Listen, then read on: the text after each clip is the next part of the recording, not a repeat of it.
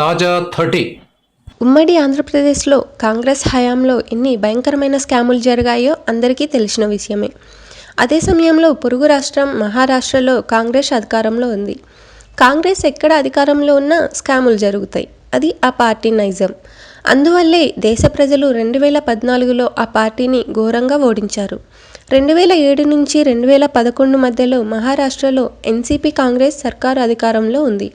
ఈ సమయంలో Vidarbha irrigation development కార్పొరేషన్లో భారీ స్కామ్ జరిగింది. ఈ స్కామ్ను ప్రస్తుతం మహారాష్ట్రలో అధికారంలో ఉన్న బీజేపీ ప్రభుత్వం సీరియస్గా దర్యాప్తు చేస్తోంది.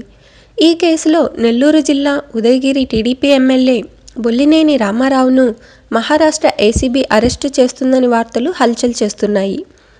ఎక్కడ మహారాష్ట్రలో జరిగిన స్కాముకు నెల్లూరు జిల్లా టీడీపీ ఎమ్మెల్యేకి ఏమిటి సంబంధం? ఆంధ్రప్రదేశ్కు చెందిన ఎంటర్ప్రెన్యూర్లు దేశవ్యాప్తంగా కాంట్రాక్ట్ పనులు చేస్తున్నారు. ఆఫ్ఘనిస్తాన్ లాంటి దేశాలకు కూడా వెళ్తున్నారు. ఈ బొల్లినేని కుటుంబానికి శ్రీనివాస కన్స్ట్రక్షన్ అనే కంపెనీ ఉంది. ఈ company Vidarbha irrigation development corporation నుంచి 800 కోట్ల కాంట్రాక్టు పనులు దక్కించుకుంది. ఈ కాంట్రాక్టుల్లో అక్రమాలు జరిగాయనేది ఏసీబీ ఆరోపణ.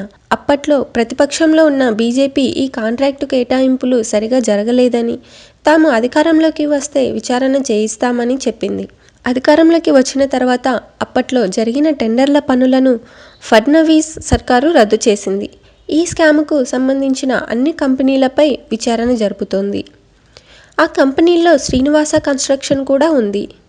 ఈ ఆరోపణలపై బొల్లినేని రామారావు స్పందించారు. మహారాష్ట్ర ప్రభుత్వం తనకు బెస్ట్ కాంట్రాక్ట్ అవార్డు కూడా ఇచ్చిందని, తాము ఎలాంటి అక్రమాలకు పాల్పడలేదని అంటున్నారు.